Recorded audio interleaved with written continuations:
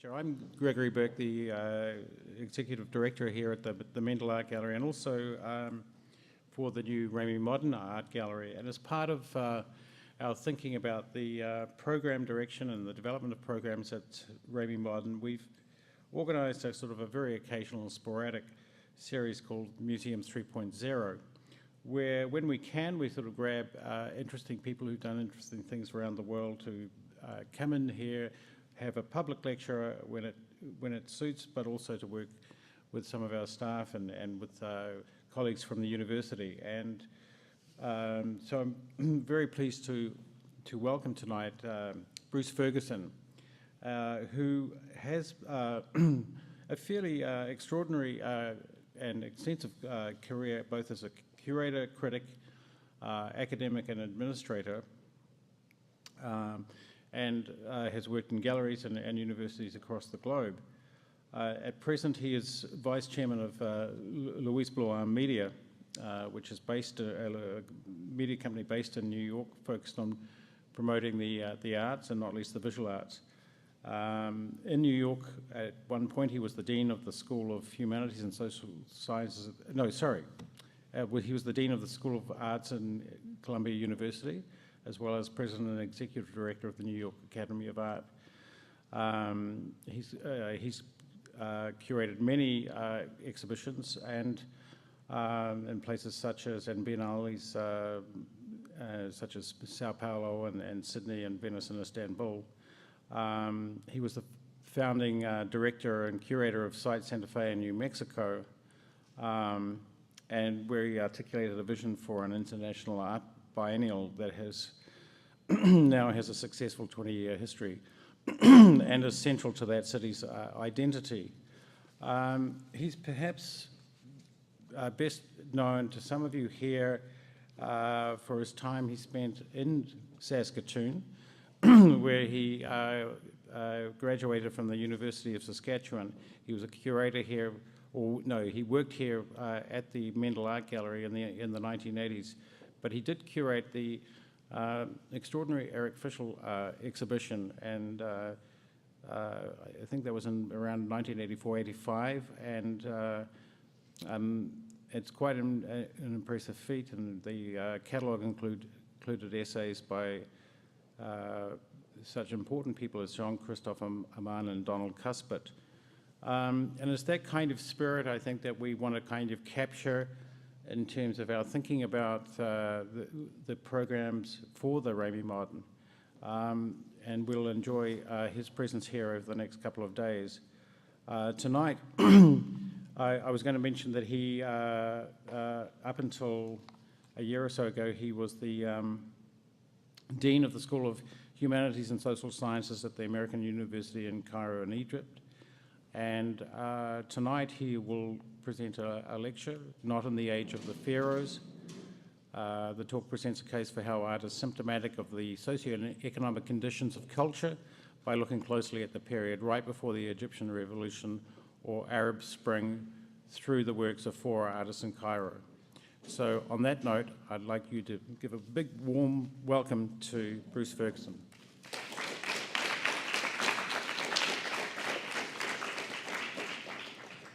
Thank you, Gregory.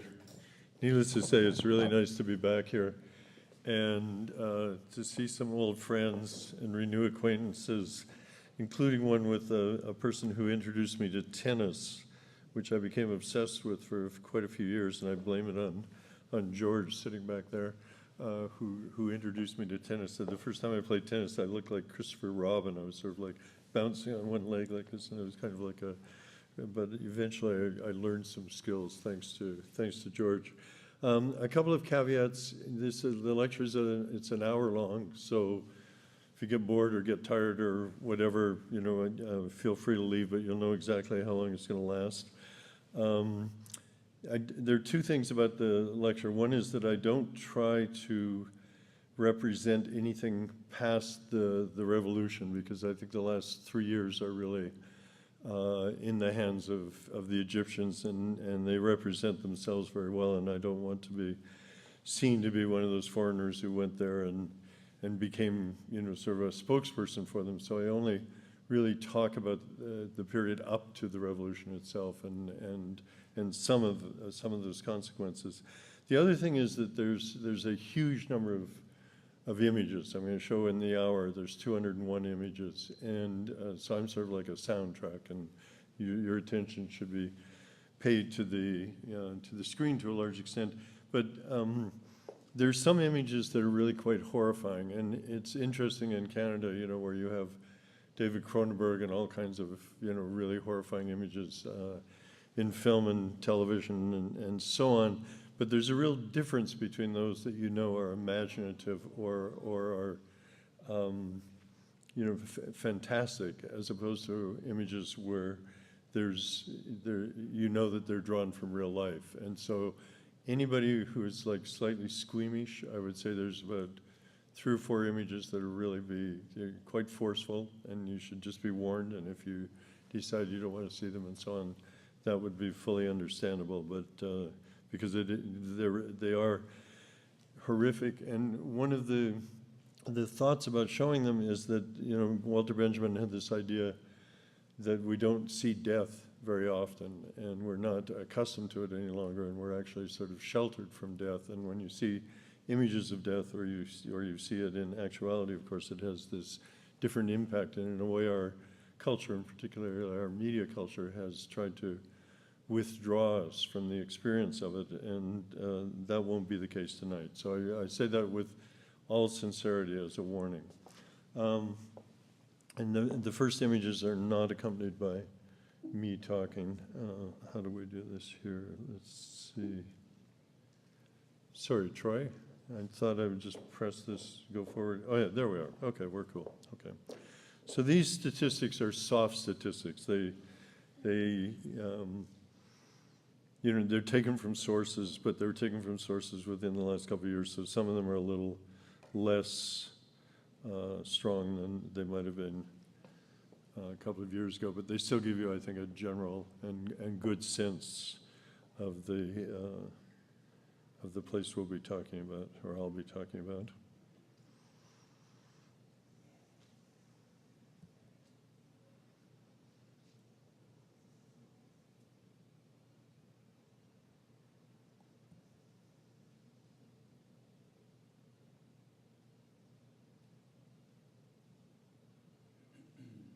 You don't have to remember them. There's not going to be a test afterwards, but it just gives you a real sense of the location, I think.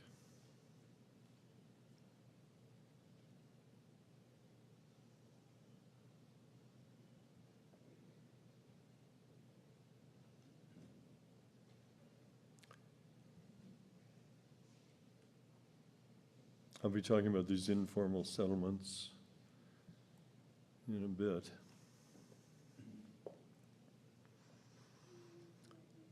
Not surprisingly, the statistics around the new technologies are very high because they've sort of leapfrogged over the old technologies, which they didn't have.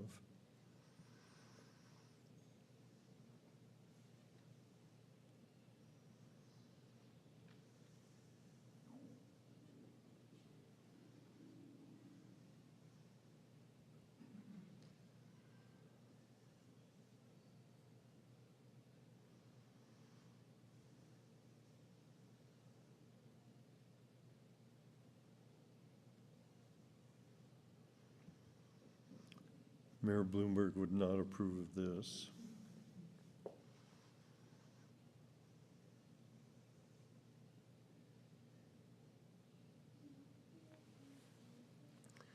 And actually the last one is sort of, in a way, the most surprising one to me, that it's not that high on the international corruption rankings. So for almost 3 years, there's been continuous and vigorous debate within Egypt and elsewhere with regard to the Arab Spring or the White Revolution. The debate turns on whether the tumultuous events in January 2011 constituted a revolution or only an uprising, or definitely more depressingly, and now particularly after July 2013, a momentary glitch in the otherwise continuous military control of Egypt that it could be argued goes back to the Ottoman Empire or perhaps even the Pharaohs. Sometimes it is even condescendingly called an awakening, as though this Arab state was asleep. Former President Hosni Mubarak was sporadically on trial, despite being at times released in accordance with Egypt's useless and corrupt judicial system. But these distinctions, and this is Hosni when he was in the hospital and the jail simultaneously, but these distinctions are important to some, particularly academics and journalists. And it was a long-standing cliche that many so-called experts in advance of the events of January 2011 who believed that Arabs were glacially patient and would move towards democracy, if at all, at a pace implicit in the famously flawed American foreign policy term, endless transition, with its Sisyphean implications. This was because it was believed in the West that the Arab world, famously known as the institutional wasteland for its lack of infrastructure, was instead fundamentally reliant on cronyism and tribal and familiar relations instead of institutions. Today, Egyptian security forces of some ilk are still responsible for brutally suppressing protesters with excessive force, killing and maiming and torturing indiscriminately, using outdated tear gas, rubber, and plastic bullets imported from the USA. And despite the last-ditch promises from Mubarak before he stepped down, and equally empty claims from President Morsi before he was forced out, and now President General Sisi, no reforms have been introduced into the police and military ranks, although there are at least 1,000 citizens dead as a direct result of Egyptian military actions during the days of revolution and immediately following. And now, over another 2,000 citizens are dead since by excessive military action, and since July of 2013, thousands jailed with no legal rights. And lesser known, the generals have subjected more than 12,000 citizens to military trials, more than the total in the 3 decades under Mubarak. So it now seems clear that the military had government approval to shoot at Egyptian protesters, and as inhumanely, they didn't allow anesthesia to protesters who were injured while being treated in emergency wards. In a widely circulated video, the police and security forces dragged veiled women before severely beating and kicking them after the first revolutionary moments. Rape and virginity tests were introduced into the mix of institutional violence as a kind of religious sadism. These same forces deliberately stepped aside to allow thugs to kill 74 people at a football game in Port Said in February 2012.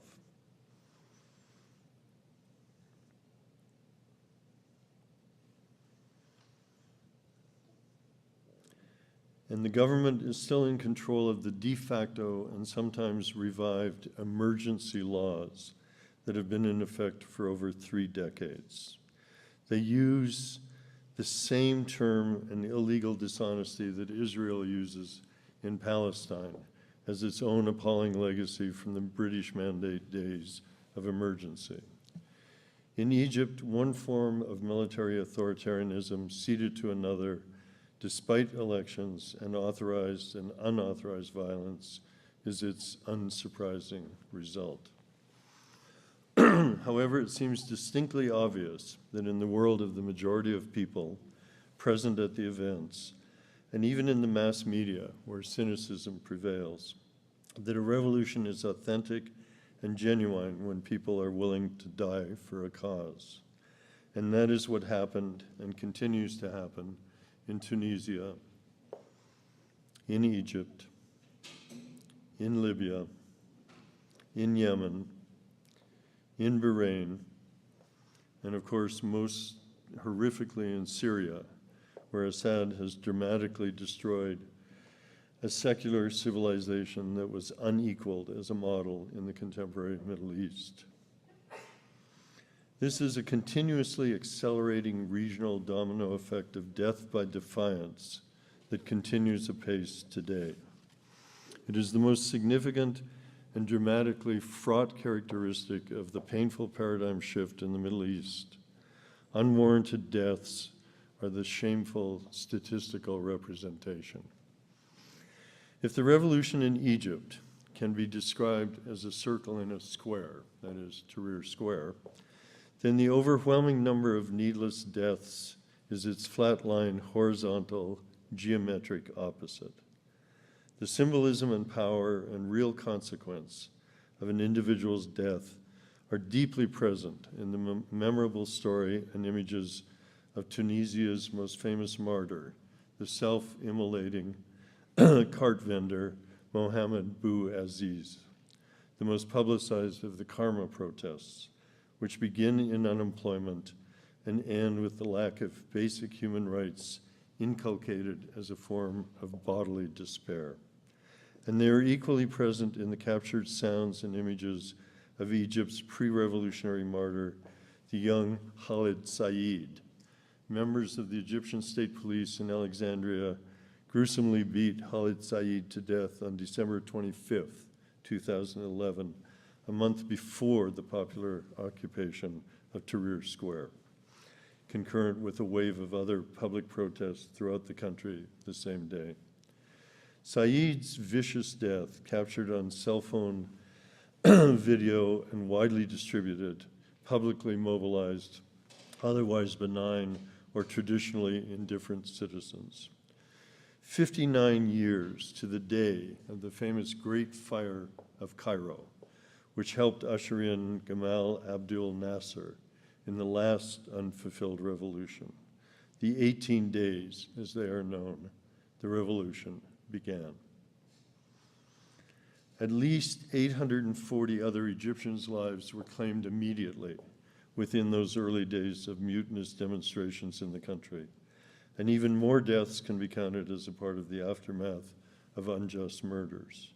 And of course, there are thousands and thousands, and counting, of other courageous hearts tortured or brought to untimely deaths in neighboring countries by virtue of the unrelenting military hysteria and violence of other despots. It would clearly seem that individual death from deliberate defiance is a revolutionary stance against the regularized state cruelty and institutional violence towards citizens simply because they exist.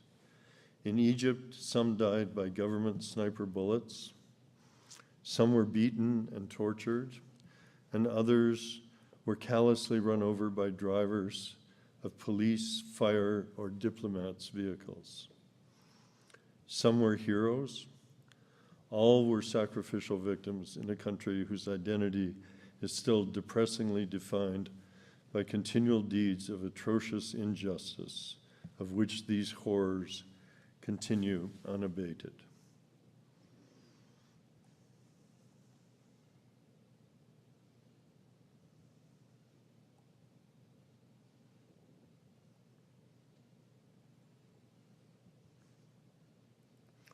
As Khalid Said's death showed, however, deaths do not necessarily take place during an uprising or even during deliberate insubordination. People die suddenly and unexpectedly in the Middle East for simply holding and enacting their beliefs. For example, on April 4th, 2011, months after the Egyptian Revolution, Juliano Mercamis, director of the Freedom Theater of the Jenin refugee camp, housed in the horrific conditions of the illegally occupied territories of the West Bank, Palestine. Camis was shot and killed by a hooded assassin while driving his car with his infant son and the family babysitter. Mayor Camis was an actor, a filmmaker, cultural activist, who was one of the founders of the theater. On the one hand, he worked against the 60-year illegal occupation of Palestine and human rights abuses ritualistically practiced by the Israeli government's gruesome so-called defense forces. But on the other hand, Mayor Khamis organized events that emphasized the freedom from certain Islamic traditions, and in particular, those believed to be repressing women's rights. Mayor Khamis used the arts as a model for social and political change in an exemplary way. The coward who assassinated him, of course, has not been found or charged. He is protected by some corrupt power on one side of the pathetic fence or the other. Deliberate homicide, then, human murder, in the form of target assassinations, is irregularly sanctioned by Middle Eastern state governments as well as by illegal forces of extremist ideologies. Of course, now it is also a horrible, iconic signature of President Obama as well. Obama, rather than acting as a force for justice or hope or change, as his famous Cairo address mistakenly led people to believe, has become just another world leader complicit in ordering deliberate murders. His "I have a drone" litany is a careless and arrogant parody of Martin Luther King's nonviolent "I have a dream." The hatred of Obama in the Middle East is probably greater than that issued towards Bush, another warmongering predecessor, because it is a result of disappointment as well as the institutionalized hypocrisy he now fully represents. In other words, death by defiance is not always a choice then, but paradoxically, where inhuman brutality is enabled daily, death is often just a result of living, ethically or not, in an uncivil and violent environment. There's a fundamental reason, I believe, that it is artists who often feel the most contempt for those in power, and even more so for those who misuse it. Globally, the arts are perceived quasi-mythically as a narrative force implying freedom in the modern period. From the role of institutional handmaiden of the wealthy and the devout centuries ago, the arts have, in the last century, the 20th, become a powerful, unregulated industry that at the very least champions the rhetoric of freedom over repression and expression over suppression. The arts have evolved as a counterforce to the large and daily small injustices within overly governed lives in many cultures. They are the fabled and imaginary space of an individual's rights, particularly when the state deliberately and routinely suffocates public discourse and human rights or free speech. The arts are the first line item to disappear in a reduced budget and the first activity to be censored by insecure authorities, left and right, because they have a symbolic power far beyond the actual and legal power of any individual artist whose citizenship or even life is equally vulnerable to authoritarian dictates. But as revolutions are acts of the imagination, if nothing else, artists are often at the forefront of the renunciation of past values. And it is still the lack of control of all forms of symbolic capital that authoritarian and even so-called democratic regimes desperately fear. Bruno Latour, helpful as ever, calls the conflicts between different symbolic orders as the iconoclash, not only the war of words, but the war of images.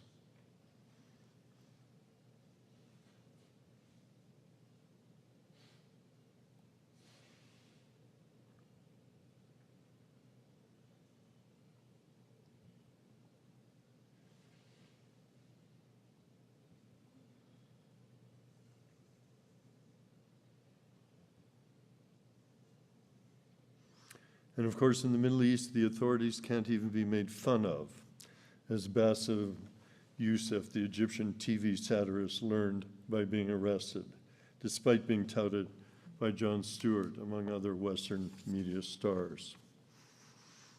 It is symbolic capital, which authorities try to manage and suppress, if possible. Symbolic capital is not controlled by the 1%. Pussy Riot and their complex aesthetics shows Putin's fear of losing control more clearly than any of his other repressive dictatorial policies and territorial grabs. And Banksy in London, pre-Olympics, being censored by the British government is a clear example of another government's ashen fear resulting in public repression. And this is just an interesting thing. It's the way in which real life sometimes echoes art and vice versa, as this age-old classical image shows, and one that I found in Egypt, and I love the classicism of this stone thrower. Billboards with Hosni Mubarak's portrait were torn down on day one of the revolution in acts of tremendous courage and insubordination. Shoes were pressed against the images of Gaddafi as the Libyan uprising began.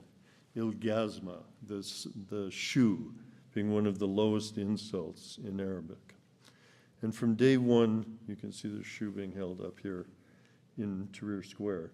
And from day one in Egypt as well, Al Jazeera, the Qatar-based CNN Arab equivalent, had continuous 24-hour coverage of the events in Tahrir Square. But it was only when Egyptian national television, over 10 days later, and still very reluctantly, showed Tahrir Square with an image that matched the one on Al Jazeera, that the revolution was formally acknowledged in the people's media. Until then, Egyptian national television, ERTU, had, when not recycling popular reruns, been showing serene Nile-side scenes. So icons are understood as potent forces, and even today, proper iconography, image writing, is still of great import to institutions of power. I'm just going to repeat that, because if I say anything tonight that you should remember, this is it. Icons are understood as potent forces, and even today, proper iconography, image writing, is still of great import to institutions of power. Control of public distribution of such imagery is, of course, one of the great potencies of power. In order to maintain power, certain social exclusions are judged necessary for the public sphere, death being one of them. And non-representation is the single best successful method of rendering mute and invisible certain images. State and private media worldwide exercise a deliberate apartheid of imagery, echoing non-representation and a lack of social justice in the political sphere. In Egypt, it is surprising to discover an immense literature of insubordination that was powerfully sustained throughout 6 long decades prior to Nasser, and then throughout the last 3 authoritarian regimes.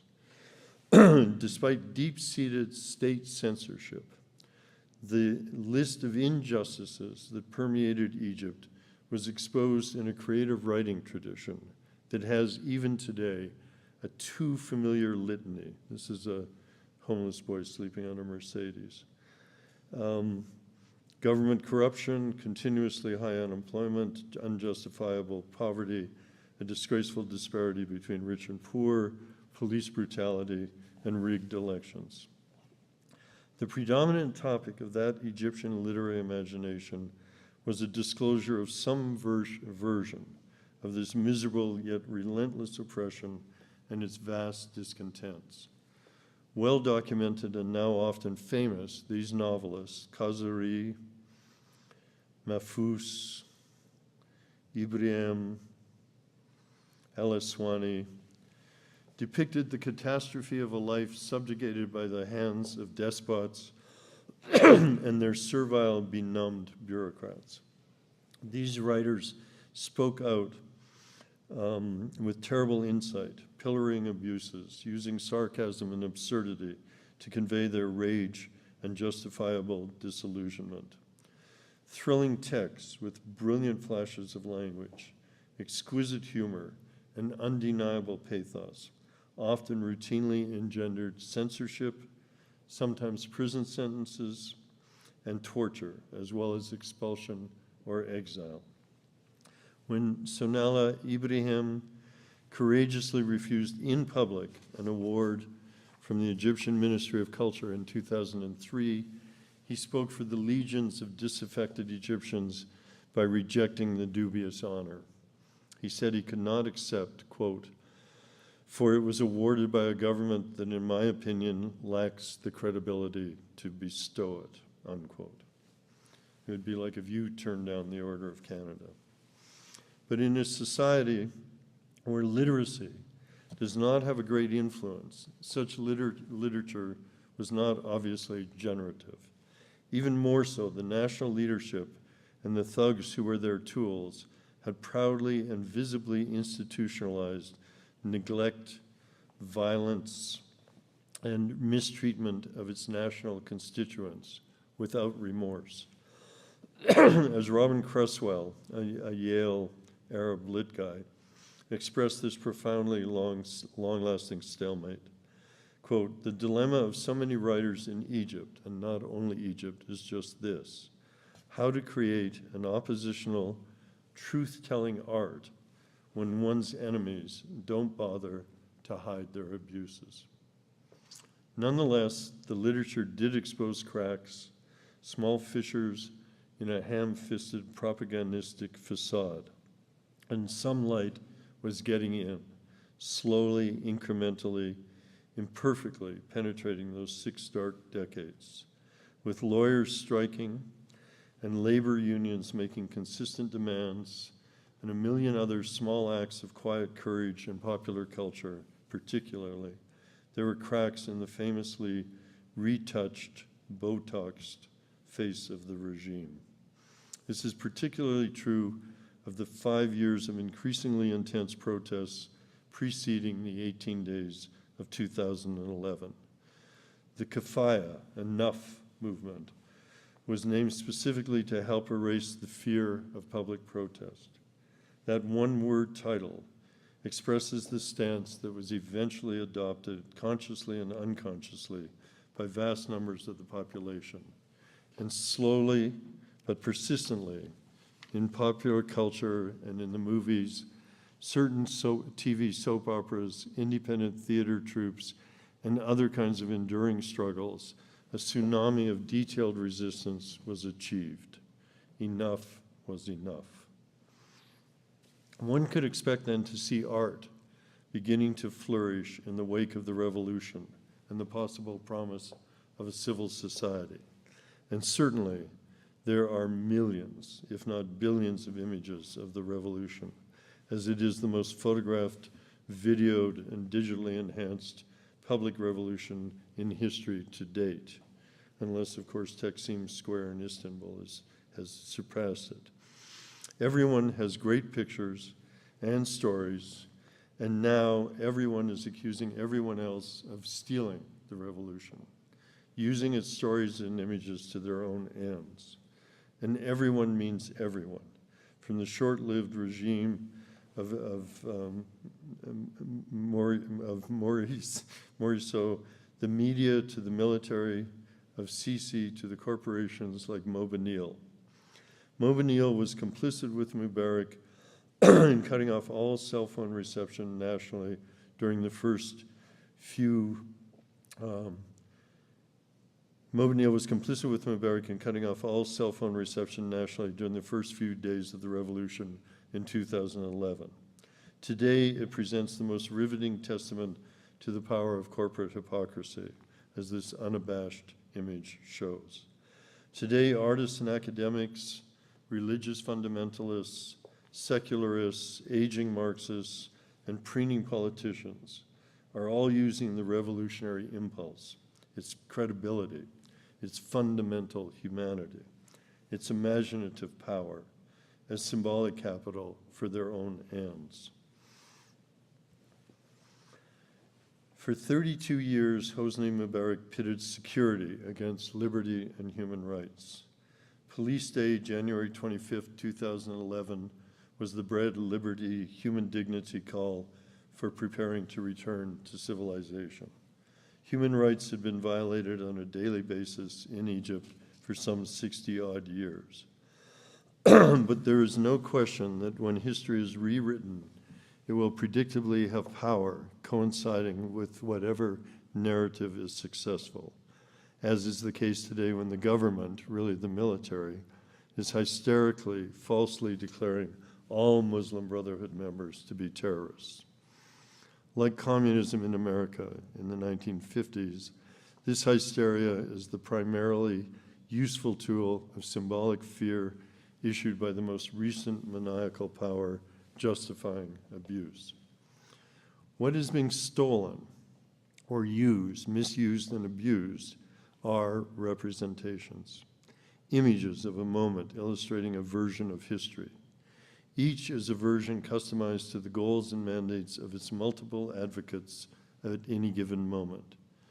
But the strong individual voices of art don't respond so quickly or fleetingly, despite the enormous emergence of amazing public graffiti as a kind of iterative and discursive conversation, of which I'll speak soon.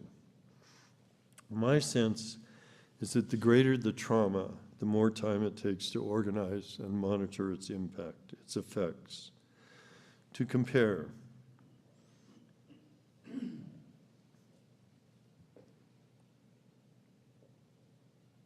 it's a kind of evolutionary series. So to compare, after the 11th of September in 2001 in New York City, it took a long while for substantial art to emerge. Although there was a single now famous photograph entitled The Falling Man, taken by AP photographer Richard Drew, of a man plummeting from the North Tower at 9:41:15 that morning. It took until 5 years later for Don DeLillo to write Falling Man.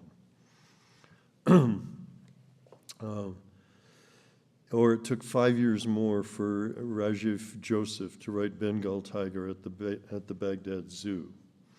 The novelist Roxana Robinson, who wrote a novel about Iraq, says, quote, "War writing follows a sequence. First reportage, then memoirs. Novelists are always the last. 10 years after the invasion, the first novels about the Iraq War appear. Fiction is ruminative, emerging slowly from experience, like steeping water upward toward a spring." So an interesting question for me, as an embedded visitor in Egypt and not as its spokesperson in any way, was what did the art look like before the revolution? And of course, I don't mean the fashions of Orientalism, which so dominated the view of the past. Were there preludes and clues? Does art have any symptomatic value? So in looking at a few works of art here, I will not be claiming to look at them all, nor am I making claims for them beyond their indicative condition. These are not works of art that are emancipatory in the way that the historic avant-garde made claims for art that would literally change the world. And I assume, linking to Edward Said's writings, and Edward's early years, I might remind you, were spent in Zamalek in Cairo, that all art is in and of the world in a Moebius strip way of being both prescient and blind, factual and fictional, describing both what is there accurately and offering a displacement from it simultaneously. Just 2 weeks before the January 2011 revolution, El Fadil, an Iraqi artist living in Cairo, posted on Facebook, "Why don't Egyptian artists revolt?" Inspired by rereading that provocation, I see at least 4 works in Egypt immediately preceding the revolution that shine some symbolic light into the cracks which interested me as a spectator of this moment in the history of that exhausting city of Cairo, the everlasting phoenix of the desert. The first work was Lara Baladi's Tower of Hope. Built for the 11th Cairo Biennale, installed on the grounds of the Opera House in December 2008. It was a 9-meter-high brick and concrete tower with every single customized brick imprinted with a donkey and a peasant. Each brick had the word hope in English and in Arabic impressed on the donkey's torso. The tower was open to the sky.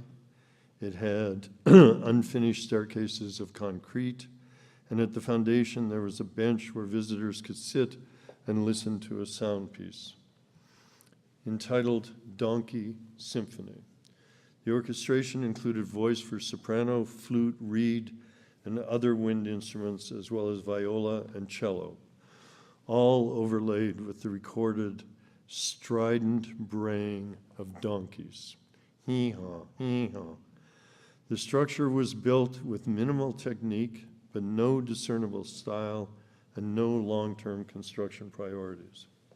So Baladi's hope is not surprisingly a deliberately mixed message.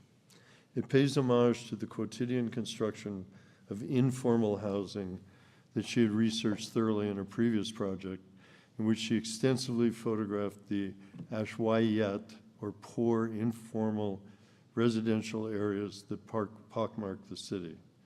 The informal housing is an expanding, bleak, repetitive domestic architecture that extends Cairo, eating up former agricultural landscapes in its wake.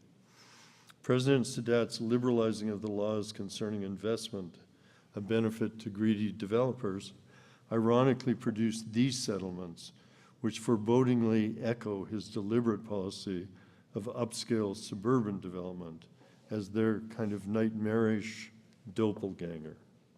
Within the city, such informal housing mimics the great planned and guarded gated communities on the outskirts of Cairo, but often without the amenities of water or plumbing or electricity.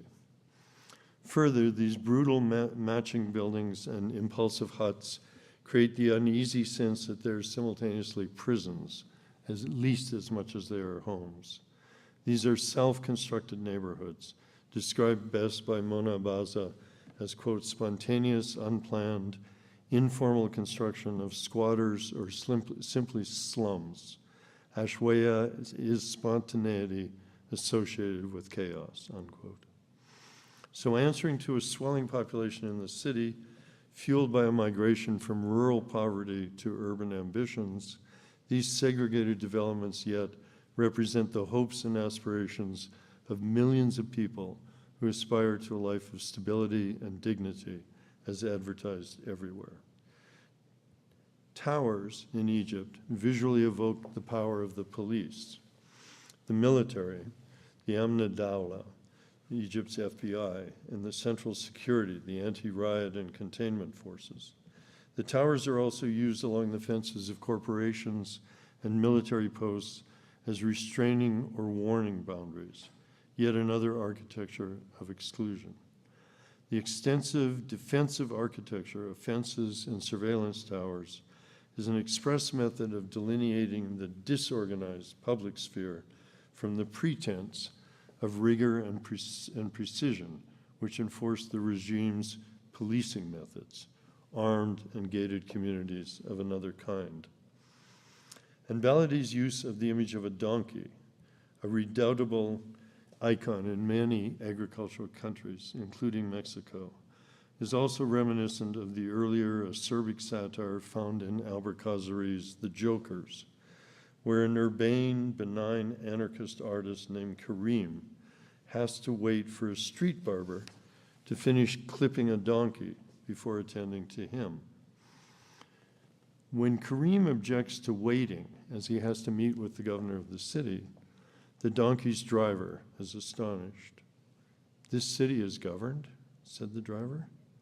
"Don't tell me that, young man. I don't believe you." When Karim continues to object on the grounds that he is an important person, an effendi, he encounters this delicious argument. "Did I just hear you insulting my donkey?" cried the driver, wild-eyed. Who do you think you are to insult someone who works for a living?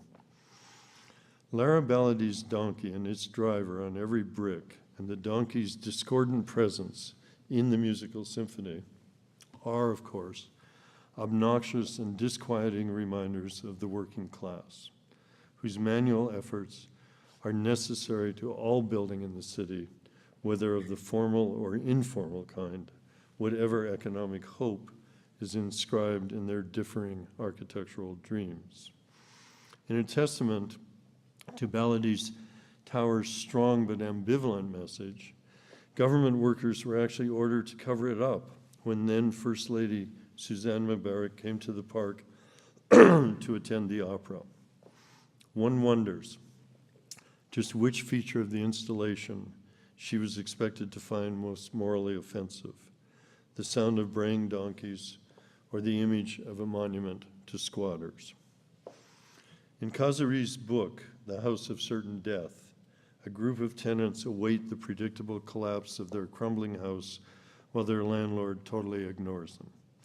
In his last novel, The Colors of Infamy, the landlord has become a real estate developer. When one of his buildings does collapse and kill its tenants, the developer feels no remorse whatsoever. We are not, he tells the dandies with a profound self-satisfaction, in the age of the Pharaohs. One must build for a limited period, or that would be the end of the developer, unquote. And one can't help but transpose these thoughts to, say, somewhere like Phoenix, Arizona. Another work is Amal Kenaway's performance entitled Silence of the Lambs from December of 2009, staged in downtown Cairo. Although it received no funding from Townhouse Gallery, this performance piece was intended to signal the official opening of that gallery's exhibition, Assume the Position. Kenaway led a few friends and children who had volunteered, together with about 12 paid performers, in a slow, literal crawl across a major downtown intersection, remarkably, even unbelievably, stopping Cairo's legendary frenetic traffic. Eager to extend her work beyond gallery spaces and bring art to a wider audience, Kenaway conceived a series of pieces to be performed on the streets of Cairo, of which this was the first. Out of courtesy, Kenaway spoke to a few key residents about her project in advance. Expecting something familiar like a TV studio or film set, of which Cairo is the center for the whole Arab world, residents seemed receptive. The performance began and was videotaped. But when no big budget movie cameras materialized, skepticism as to Kenaway and her fellow performers, and even the artist's onlookers' intentions, quickly bubbled to the surface. Quickly, a shop owner, followed by another very aggressive man, accosted Kenaway and her performers. More soon joined, all considerably irritated or angered by her apparent deception and distressed by what was no longer a familiar and predictable scenario. Her performance was interpreted as an insolent public gesture. Was it art or was it politics? Had they been deceived? Was Kenaway really Egyptian? Was she a prostitute? An almost violent confrontation ensued. The usual conspiracy theories that lie just beneath the often xenophobic Egyptian social service erupted into accusations ranging from prostitution to the more common hidden foreign plots of exploitation. A small throng of outraged spectators confronted both the artist and the performers, and by the time the police arrived, the atmosphere was hostile and volatile. A number of the performers were ultimately investigated by the police authorities, including the artist. Retrospectively, Silence of the Lambs stands as an acute foreshadowing of the days of the revolution. The question at the performance's core that was immediately pounced upon intuitively by the audience was whether it was about humiliation or whether it was an act of humiliation in and of itself. In other words, is humiliation its theme or its result, its means or its ends? Everyone present seems to have had an immediate and loud opinion of the performer's actions, opinions backed up assertively and vigorously, even to the point of a brutal outcome. Performed in an environment of censorship that held sway when Kennaway performed Silence of the Lambs, it has become a touchstone of debate in the local art discourse, and public humiliation was definitely one of the central themes of the revolution as well. Enough is enough. And then there's Ahmed Bassiouni's last formal work entitled 30 Days Running in the Place.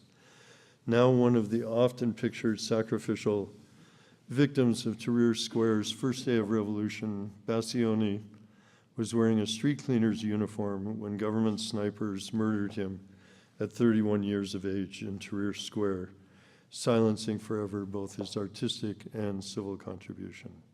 Ahmed Bassiouni was executed during the embryonic revolutionary bedlam of January 28th, Friday of Wrath. In the preceding days, the police had beaten him with their batons, but he maintained an irresistible attitude of optimism in the face of the government's violence. Bassiouni's varied and experimental work in digital media was forever rendered mute, a terrible reminder that human sacrifice as well as technological expansion make history, and that bodies are as fundamental to revolution as Facebook.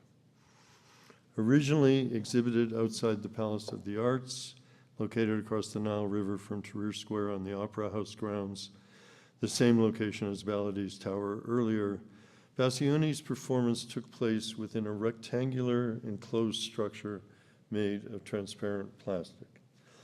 Bassiouni designed a plastic suit that he wore that contained sensors monitoring the energy he produced and the number of steps he took while jogging in place on a treadmill for a few hours once a day for 30 days. The data was wirelessly transferred to a screen of colors at one end of the space that morphed into a visual index according to the energy he consumed. The sweat from his body was collected in a bottle at the end of every rigorous workout. 30 days running in place equaled symbolically at that time the 30 years of the Mubarak regime's reign. The Sisyphean message was crystal clear. Casually tossing his hard-earned collected sweat into the dust at the end of his month-long performance, Bassiouni clearly intended anyone to draw the inference that high-tech monitors and flashing lights notwithstanding, 3 decades worth of their sweat had been of little or no consequence. Visualizing this high consumption, low gain, much pain process was to see the bleak articulation of the socioeconomic and cultural conditions that pervaded Egyptian society for at least 3 generations. The so-called gradualism or endless transition, blatantly paternalistic terms, which I mentioned earlier, were dramatically incarcated by the utter uselessness of all of Bassiouni's high-tech exercise efforts. Again, there's an earlier literary reference to an anecdote in Sonala Ibrahim's Kafkaesque novel, The Committee. The protagonist, worn down by the sheer unfathomability of the committee investigating him, is told by the porter who guards the door to the proceedings about his inevitable punishment. In your case, this quotes, in your case, which I have followed with great interest, there is no punishment more severe or rigorous than consumption, unquote. Astonished, I asked, consumption, who consumes and what does he consume? He looked at me a while, then getting up, said deliberately, you consume yourself. And painfully, the last line of the novel is, quote, then I lifted my wounded arm to my mouth and began to consume myself. And this was Bassiouni's point in his poignant performance. The consumption of self was the only alternative, the only logical possible imperative in a world of institutionalized humiliation. Consumption of self, self-censorship seemed the only sane answer to a restrictive regime's control inculcated into your daily life. The self had disappeared prior to the revolution, and this self-cannibalism might still stand as the metaphor of an Egypt which continues to kill its own people without remorse or memory. Mohammed Bouaziz's powerful self-immolation is a counterexample. It's a picture of Ahmed in Tahrir Square a couple of days after he was murdered. Bahia Shabib's work emerged initially from a looser sense of protest. And originally asked in 2010 to participate in an exhibition in Munich, in which she was asked to use only Arabic script, she let her original resistance and instant reluctance turn instead to making a piece entitled "No, 1,000 times no," from a famous Arabic saying. She researched and found over 1,000 versions of the word no in Islamic architecture, ceramics, and calligraphy, anything under Arab or Islamic patronage in the past 1,400 years from Spain to the borders of China. She produced a chronological work that stood 3 by 7 meters in the gallery in September of 2010. Then, as she says, the 18 days happened in which the world stopped in January 2011. However, in the aftermath of the original optimism that exhausted itself, consumed itself perhaps, she began to use her vocabulary of no's to spray graffiti on the walls in Tahrir Square and elsewhere. Originally, she was inspired by an image in which the Egyptian people were killed by the authorities and thrown into the gutters like garbage on the street. So she made no to military rule, followed by no to a new pharaoh, because whoever comes next should understand that we will never be ruled by another dictator. No to violence and thugs. Rami Essam came to the now famous square on the second day of the revolution to play his guitar. 1 month after Mubarak stepped down, this was his reward. No to blinding heroes. Ahmed Herrera lost his right eye on January 28th and lost his left eye on February 19th, the victim of 2 different snipers on 2 different days of protest. No to killing men of religion. Sheikh Ahmed al-Din Effat was shot on December 16th during a demonstration, leaving behind a widow and 3 children. No to burning books. The Institute of Egypt was burnt on December 17th. No to stripping people. The blue bra is a reminder of the shame of a nation when a veiled woman was stripped and beaten on the street by officers of the authorities. The footprint reads, "Long live a peaceful revolution." In one fast-moving iterative series under a bridge in Zamalek, the following happened, and I quote her in her own words. A group of artists decided to paint a life-size tank on a wall, 1-to-1 scale. In front is a man with a bicycle with a bread basket on his head. Yet, after another act of violence, an artist painted protesters being run over by tanks. Authority comes and paints the wall white, leaving the tank and writing, "Army and people, one hand, Egypt for Egyptians." Another artist leaves the tank and paints the head of the military eating a maiden, hands full of blood. Authority comes, paints the wall white, leaves the tank, and throws a bucket of black paint to cover the face of the monster, who is well known as General Tantawi. I come with my stencils and paint on the suit, the tank, and the whole wall. And this is how it is now until further notice.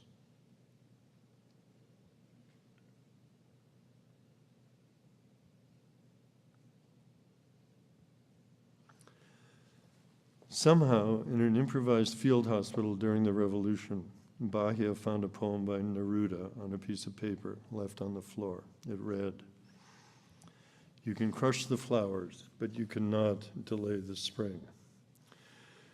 So these four powerful works seem to me to have symptomatically suggested the kind of knowledge gaps and economic chasms created by poverty, illiteracy, the lack of the rule of law, propaganda, and human rights abuses, some of the open sores on the body politic in Egypt. However, the apathy, the fear, and the humiliation of its peoples during the last 30 years that were projected onto this whole population were slowly rejected. One strike, one person, one work of art, and one voice at a time. Patience ran out. The cracks in the macabre theater of authoritarianism were opened wider and wider and became frictions, became fissures, became fractures.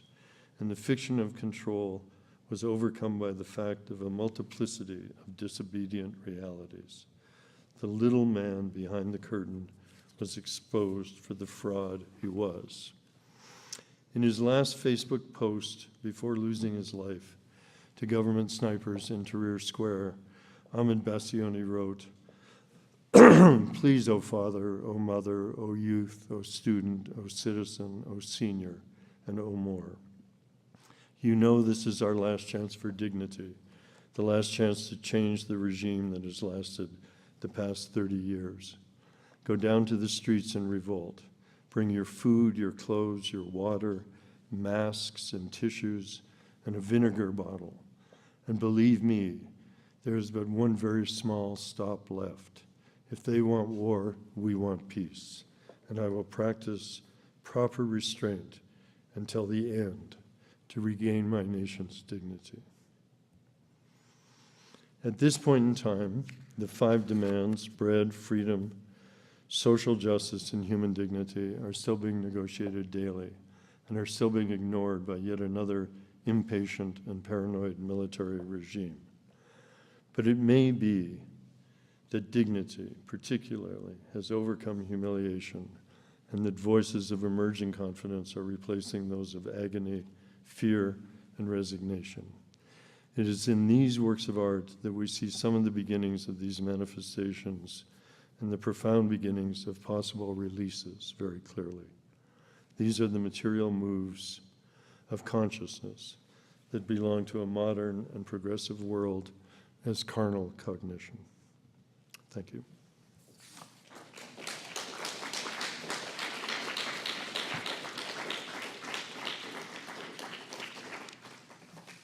I found this in Cyprus, actually, just on the wall.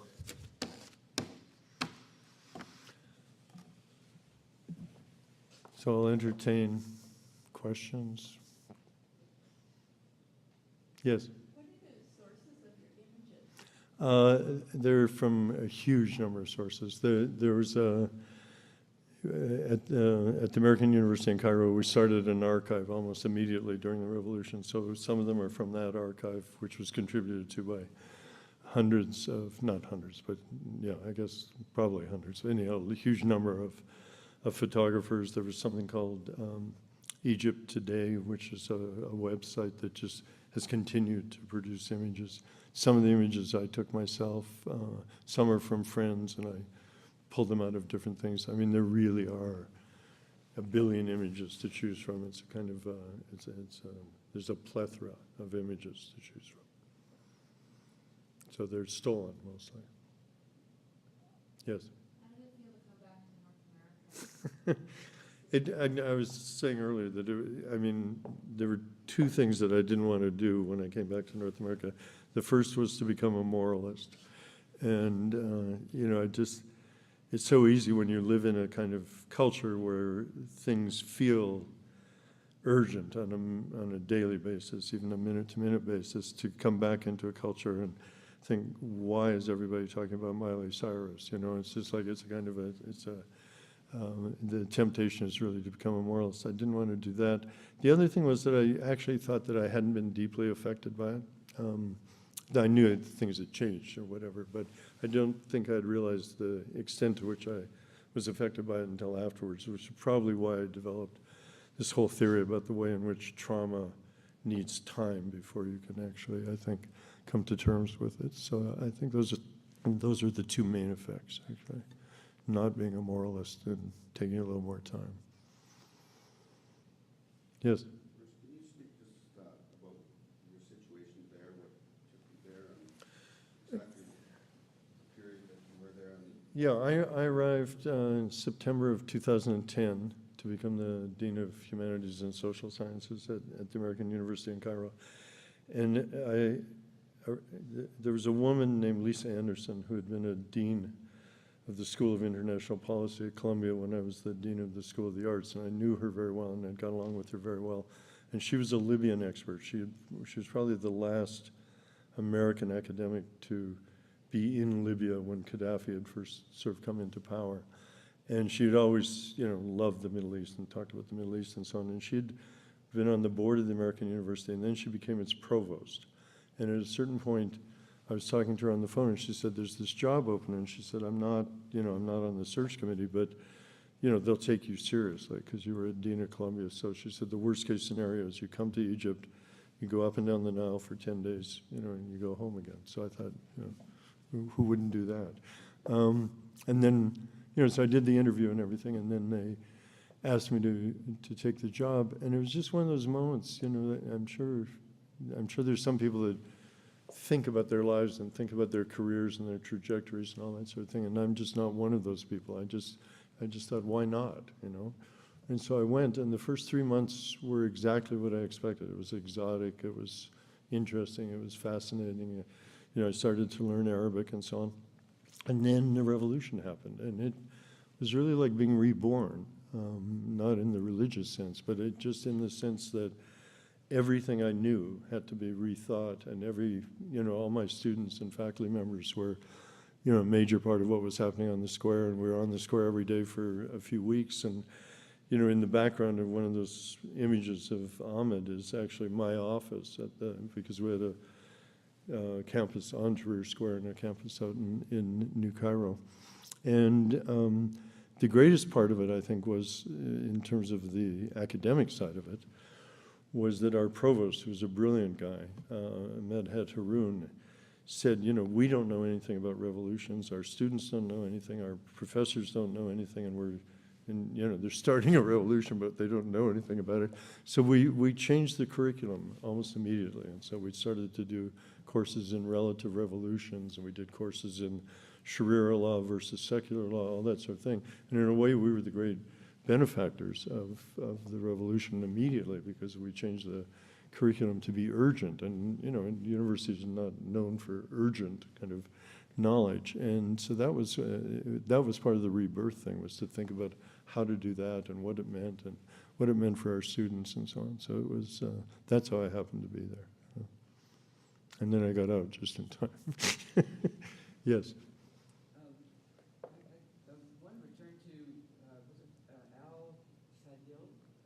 Al Fadil, yeah. Yeah. Yeah. I was thinking about that in terms of also this divide that was felt, I think, in communities, certainly here in Saskatoon, any city that I've lived in, where there's a kind of divide between activist community and artistic community. And there's overlap, and there are people that Right. overlapping. But I got to thinking about, and in some ways this kind of touches on Stephen Wright and the other part of Museums 3.0 to some degree, where he talked about, sort of overturning this Kantian notion of disinterestedness. And I think that maybe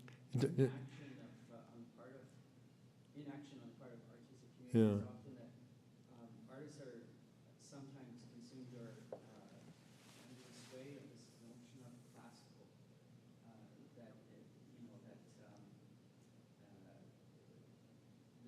that the last word can be pronounced, that an artwork can be a once and for all. But it strikes me that in the spirit of the revolution, it's taken up in view of what is in the middle. Mm-hmm. Not a final word, but something that's in process, in action. It's a good question. I don't think, my sense of it is that it's not either or, that it, I mean, I heard this great talk by Lawrence, it's a New Yorker, former New Yorker writer, but it was a great talk about Velázquez, and he talked about the fact that Velázquez paintings aren't, in fact, actually calm, collected paintings, that actually what they show is the history of trade at that time between the Netherlands and China and everything, and that the deeper you go into the paintings, the more you realize that there's this enormous history of violence and imperialism and everything that's going on, and he turned these paintings into these incredibly wonderfully rich, robust narratives of imperialism. And it strikes me that, that as an interpretation, it definitely has a lot of force and currency, but it certainly isn't what am I saying, Velázquez? Who am I thinking of? Vermeer.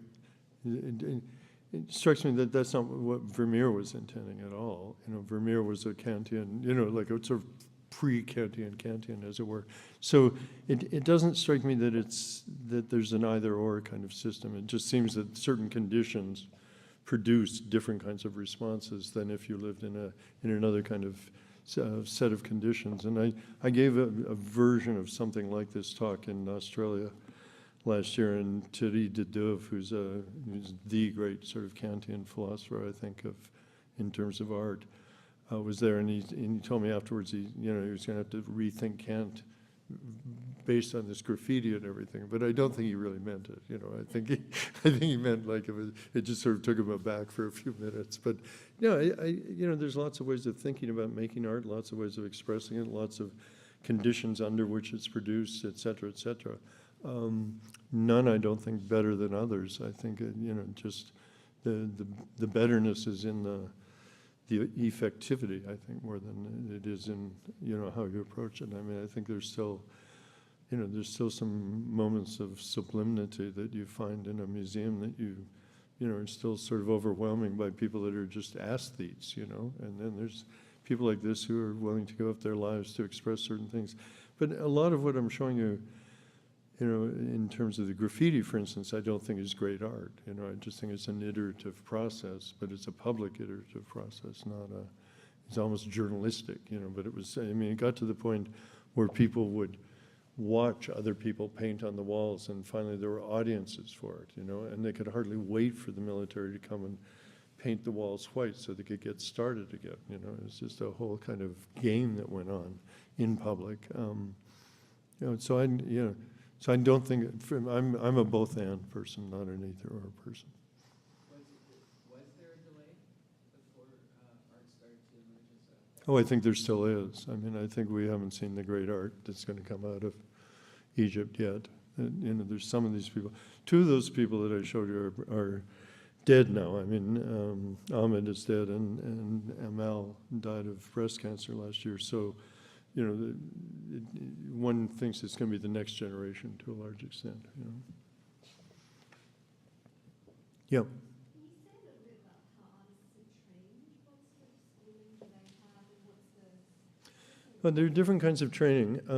Generally, it's traditional, and there's this kind of training at, not at the school I was at, obviously. We're an American school in the middle of a foreign country, but the training is generally traditional, so you're looking at Matisse and Vermeer and things like that. And there's also this kind of overlay of a kind of pharaonic narrative that it lays over everything. So you get this kind of pharaonic cubism and these various kinds of mixtures of, historical mythologies together with contemporary, or not contemporary, but modern art and so on. But it's complicated. Like one of our students taught at the University of Alexandria, and I said to her one day, because I saw some of the students work up there, and I said, it just doesn't look like they're getting much information. And she said, I said, and I know how good she is, and I said, well, what is your influence here? And she said, I have no influence whatsoever. She said, the chair of the department is part of the Muslim Brotherhood, and he doesn't meet with female faculty members. So, so the female faculty members had no influence whatsoever on the institution. But then there are other people like Walil Shaki, who comes out of University of Alexandria, who's created his own sort of post-bac program for 20 students. And, you know, he's one of the major artists in the world today. I mean, he was in documentaries and all these other things. He's just did a brilliant piece that was in New York last week. And, you know, so he's almost self-taught, I would say. He's just one of those people that somehow had a vision of what he wanted to do and what he wanted to be. And somehow miraculously was introduced to video, and he's become one of the, you know, great shining stars of out of the Middle East.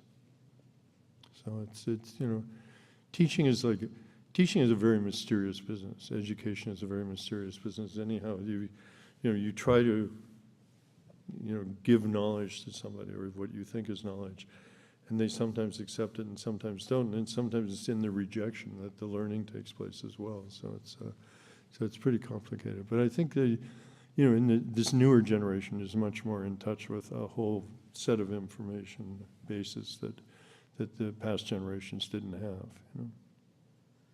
Yes. Who are the students at the American University? Is it accessible to who? It's sort of it's an elite university, as most of the American universities in foreign countries are. International?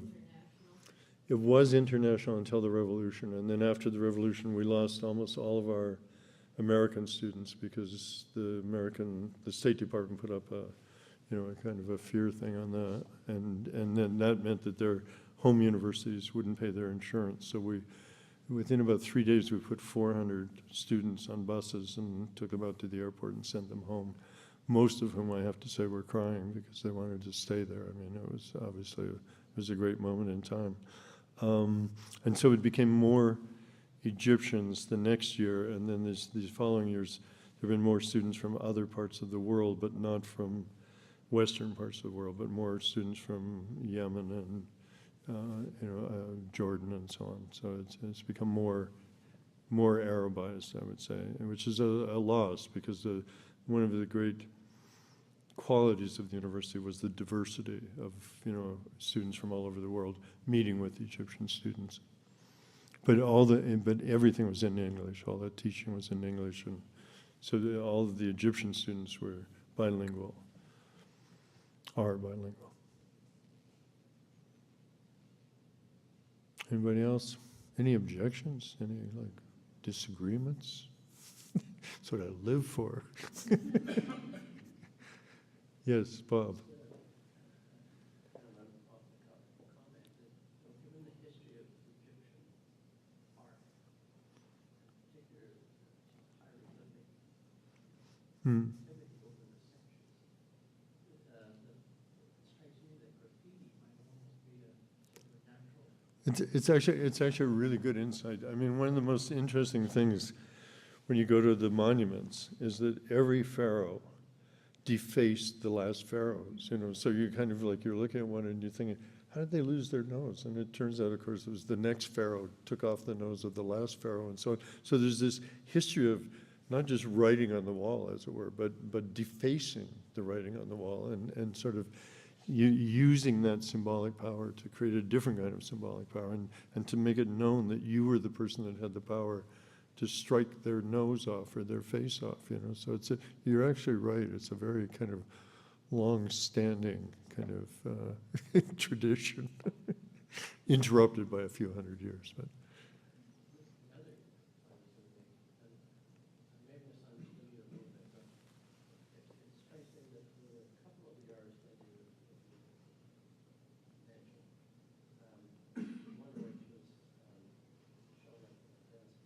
mm-hmm. And the other, they also do more, or some. Yeah. How does that tie in with? Okay, yeah, no, it's a good question. There were two biennales. There's the Cairo Biennale, which has been in place for a long time. So two of the works I was referencing were shown at the Cairo Biennale. And then the Venice Biennale was, what happened was during the revolution, or the period right after the revolution, for the very first time in history, we got control of the artists who could be sent from Egypt and in other words, a non-governmental artist. So for the very first and only time, and because Ahmed had died and become this kind of martyr, had been murdered, become this kind of martyr, a lot of people pressed together to make it possible that he became the representative at the Venice Biennale. But even by the last Biennale, it had been returned to the Ministry of Culture, which is sort of the Ministry of Propaganda, basically. Yeah. So yeah, so I was probably confusing those two biennales for you.